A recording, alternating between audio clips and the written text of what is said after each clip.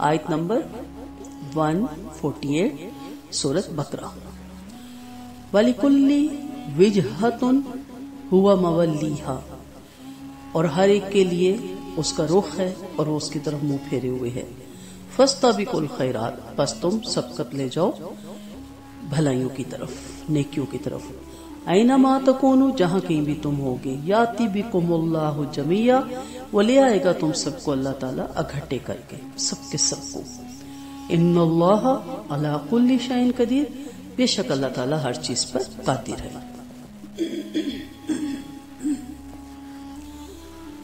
اس آیت میں بتانے کا مقصد، جو پیچھے کی بحث تھی، بتایا گیا کہ اصل چیز رخ کرنا نہیں، بلکہ وہ بھلائیاں ہیں جن کے لیے تم نماز پڑھتے ہو، یا جو تم نماز میں پڑھتے ہو، جو اللہ سے عہد کرتے ہو دن میں 5 وقت کی نمازوں میں. اس کی رکعتوں کی تعداد دیکھ لیں، اور جو سورۃ فاتحہ میں عہد کرتے ہو، جو رکوع میں عہد کرتے ہو کہ اللہ آپ ہی بڑے ہیں، آپ ہی عظیم ہیں، جو آپ صورتیں ملاتے ہو ان میں آپ جو عہد کرتے ہو، اصل وہ کرنے کے کام ہیں.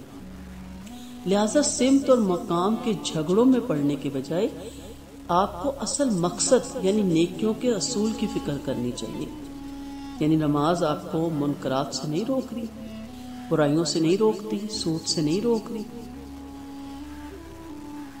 نیکیوں کے کاموں میں ایک دوسرے سے بڑھ چڑھ کر کوشش کرنی چاہیے. کیوں؟ کیونکہ قیامت کے دن یہی نیکیاں تمہارے کام آئیں گی. بڑی خوبصورت آیت ہے، سارا قرآن ہی بہت خوبصورت ہے، لیکن بعض آیات انسان کو اپنے مقصد کی طرف واپس پلٹا دیتی ہیں. وَلِكُلِّ وِجْهَةٌ هُوَ مَوَلِّيهَا، ہر انسان کا کوئی نہ کوئی رخ ہے، کوئی نہ کوئی مقصد ہے، کوئی نہ کوئی ایم ہے، چاہے وہ ایز اے انسان لیں یا جماعت لیں یا گروپ لیں، اور وہ اس کی طرف رخ کیے ہوئے ہیں اپنے مقصد کے اصول کے لیے. مولی منہ پھیرنا ہوتا ہے نا، منہ چہرہ آپ کی تمام شخصیت کی عکاسی کرتا ہے، یعنی اس کی سوچ، اس کی سمجھ، اس کی بوجھ، اس کی نظر، اس کی عقل، اس کی زبان فل اس کے کام میں انوالو ہے. کوئی سیاست میں جا کے پرائم منسٹر بننا چاہتا ہے، کوئی انجینئرنگ میں جا کے انجینئر بننا چاہتا ہے، کوئی میڈیکل کے شعبے میں جا کے ڈاکٹر، کوئی سرجن بننا چاہتا ہے. ہر ایک کا کوئی نہ کوئی ایم ہے، کوئی نہ کوئی مقصد ہے. با مقصد بہترین مقصد ہیں، کچھ کے بے مقصد بھی ہیں، جو ڈرگز مافیا میں چلے جاتے ہیں، جو ڈان بننا چاہتے ہیں، جو فلموں میں چلے جاتے ہیں، جو سپر ہٹ اداکار یا اداکارہ بننا چاہتے ہیں، کوئی گلوکاری میں چلا جاتا ہے جو کہ بہترین سنگر کا ایوارڈ لینا چاہتا ہے، کوئی جادو ٹونے میں چلا جاتا ہے اور اپنا نام کماتا ہے. وَلِكُلِّ وِجْهَةٌ، سب کی زندگی کا کوئی نہ کوئی مقصد، کوئی نہ کوئی ایم ہے. ہم کیا کریں؟ اس آیت میں فرمایا گیا تم بحث سے بچو، بحث سے ہمیشہ بچیے. نبی کریم صلی اللہ علیہ وسلم نے جو اپنے پاس سے چیزیں دور کر رکھی تھی، ان میں سب سے امپورٹنٹ یہی تھی کہ بحث سے بچے. تبلیغ کرنے کا سٹائل یہ نہیں ہونا چاہیے کہ آپ لوگوں سے بحثیں کریں، آپ درس و تدریس کریں، لیکن بحث میں مت پڑیں، جبکہ معلوم ہے کہ اس بحث سے ان لوگوں کو کوئی فائدہ نہیں پہنچے گا. مثلا آپ کسی کا بھی انٹرویو سنیں، کسی گلوکار کا، کسی اداکار کا، آپ سب جانتے ہیں نا کہ یہ شعبہ اسلام میں منع ہے، تو کہتا ہے الحمدللہ میرا یہ گانا اللہ کے فضل سے سپر ہٹ ہوا. اب وہاں آپ کیا کہیں گے، کس چیز پہ شکر ادا ہو رہا ہے؟ تو پھر اس فضول بحث کو چھوڑ کر اپنے اصلی کام میں لگ جانا چاہیے. اور وہ کام کیا ہے؟ فَاسْتَبِقُوا الْخَيْرَاتِ، سبقت لے جانا ہے. سبقہ، ایک دوسرے کے مقابلے میں دوڑنا. دوڑ کا مقابلہ ہوتا ہے نا، کون فرسٹ آئے گا، دوڑ لگانا، چلنا نہیں، خالی دوڑ نہیں. فَاسْتَبِقُوا، مقابلے میں دوڑ لگاؤ. کس چیز میں؟ کسی نیک عمل کا جب موقع مل جائے تو دیر نہ کرو. سمپل سی بات ہے، نماز افضل وقت میں پڑھیں. دیر کیوں کرتے ہیں آپ؟ کس چیز کے انتظار میں ہوتے؟ پڑھنی آپ ہی نے تو پھر پڑھیں. اور اول وقت میں پڑھیں تاکہ آپ کی نماز اس میں شامل ہو جائے جو کہ سابقون میں لوگ شامل ہیں. اور وہ کام نیکیوں کے کام جو ہیں اس میں دوڑ دھوپ کریں, آگے بڑھنے کی کوشش کریں. کیوں؟ کیونکہ فضول بحثوں میں وقت ضائع ہوتا ہے, اور سابقات الی الخیرات میں سستی کرنا عموماً آخرت کی غفلت کا سبب بنتی ہے. جس کو اپنی آخرت اور انجام کی فکر درپیش ہو وہ کبھی فضول بحثوں میں نہیں الجھتا, اپنی منزل طے کرنے کی فکر میں رہتا ہے. قیامت کے دن نیکیاں ہی کام آئیں گی, بحثیں کام نہیں آئیں گی. سو مقصد پہ نگاہ رکھیں. چھوٹے دماغوں میں خواب ہوتے ہیں, بڑے دماغوں میں مقصد ہوتے ہیں. زندگی کا مقصد اللہ کی رضا حاصل کرنا, اس کے ہر ٹیسٹ میں پاس ہونا, کسی نیکی کے کام کو ہاتھ سے نہ گنوانا, چاہے وہ فزیکلی نیکی ہے, چاہے مینٹلی نیکی ہے, چاہے مالی نیکی ہے, چاہے اخلاقی نیکی ہے, جیسی بھی ہے. خلقی بھی ہوتی ہے نا, خلقی بھی ہوتی ہے, لباس کی بھی ہے, پراپر لباس, اس کا بھی ثواب ہے. حکم آ گیا نا, بحث مت کرو, اس میں وقت ضائع مت کرو, اپناؤ اس نیکی کو. اینما تکونوا یأتی بکم اللہ جمیعا. اس کا کیا مطلب ہے کہ بحثوں میں ہار جیت اور لوگوں کے تنازعات سے بچنے کی فکر چند روزہ دنیا کے لیے نا, اور ان قریب وہ دن آنے والا ہے جس میں اللہ تعالیٰ تمام اقوام عالم کو جمع کر کے حساب لیں گے. عقل مند کا کام کیا ہے؟ اپنے اوقات اس کی فکر میں صرف کریں. اللہ تعالیٰ جمع کریں گے, وہ حساب لینے کے لیے کافی ہیں. اللہم حاسبنا حسابا یسیرا.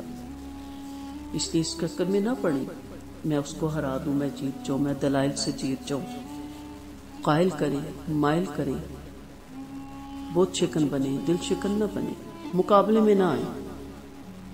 طبیب بنے, پہلوان نہ بنے. طبیب بھی نشتر سے ہی نکالتا ہے نا سولی, لیکن اس پہ ہمارا یقین ہوتا ہے. پہلوان ٹانگ توڑ دیتا ہے. کینچی سے نہ کاٹے, سوئی سے جوڑے, جوڑنے والے بنے. ان اللہ علی کل شیء قدیر. اللہ ہر چیز پہ قادر ہے. اللہ تعالیٰ جہاں بھی ہیں, جس جگہ بھی ہیں, وہ قدرت رکھتا ہے نا, وہ اس کو واپس لانے پہ قدرت رکھتا ہے. آپ کے جسم اور بدن مختلف ہو جائیں, گو ادھر ادھر بکھر جائیں, جیسے جہاز میں ڈیتھ ہوتی ہے کئی لوگوں کی, ملتا ہی کچھ نہیں. اللہ کے پاس قدرت ہے, قدرت کاملہ ہے, وہ سب کو وہاں پراپر اسی طرح اپنی اصل حالت میں جمع کریں گے.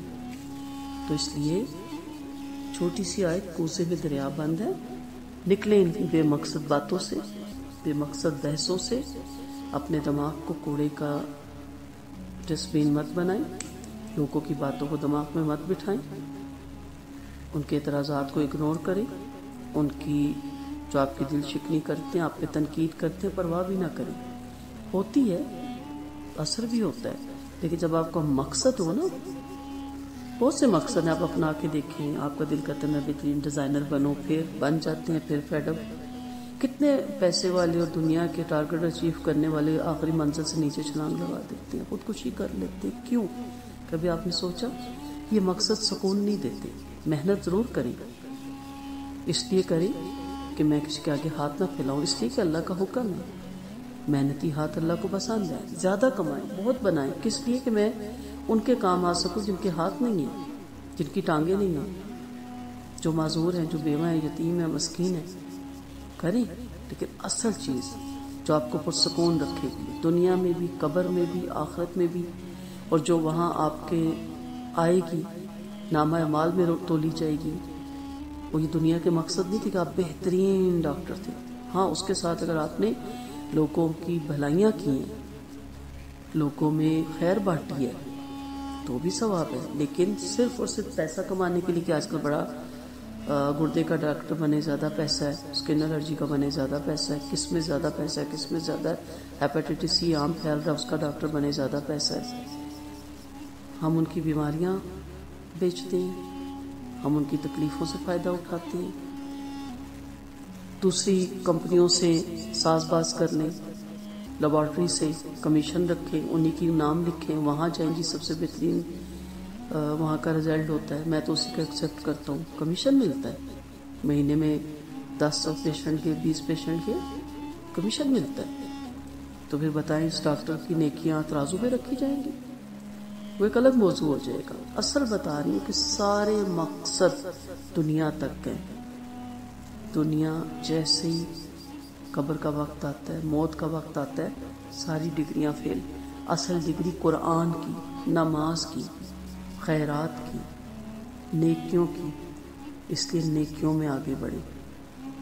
ایک چھوٹا سا واقعہ میں اکثر سناتی ہوتی ہوں نا آپ کو، اوریجنل ہے، کہ بیٹا اس کو ساری ڈگریاں کمپلیٹ ہوئی اور بہترین رزلٹ آؤٹ ہوئے، اور اچانک طبیعت خراب ہوئی تو پتہ چلا بلڈ کینسر ہے اور چند ہفتوں کا مہمان ہے. اس نے اپنے والد کو بلایا، کہا میری ساری ڈگریاں لائے، وہ لے کے پاس بیٹھا. اس نے کہا مجھے ایک ڈگری بھی قرآن کی لے دی ہوتی نا تو آج میں مایوس نہ دنیا سے جاتا. اس میں سے ایک ڈگری بھی میرے قبر کی کام کی نہیں، میرے آخرت کے کام کی نہیں. اس کی ڈیتھ ہو گئی. اس کا باپ بہت رویا، بہت رویا، بہت رویا. وہ لوگوں نے اس کا صبر کرو، بہت کچھ کہا. آخر اس نے کہا میں اس چیز پہ نہیں روتا کہ وہ مر گیا، مجھے اللہ کے حکم پہ میں راضی ہوں. دکھ ان آخری جملوں کا ہے کہ والد محترم کاش آپ نے مجھے میری 22-23 سالہ زندگی میں ایک قرآن کی ڈگری لے دی ہوتی. تو یہ واقعہ بہت ہے ہمارے سامنے یہ سمجھنے کے لیے. فاستبقوا الخیرات. اللہ تعالیٰ آپ کو اور مجھے نیکیاں کرنے کی توفیق دے اور نیکیوں میں آگے بڑھنے کی توفیق دے. السلام علیکم ورحمۃ اللہ وبرکاتہ. وآخر دعوانا ان الحمد للہ رب العالمین.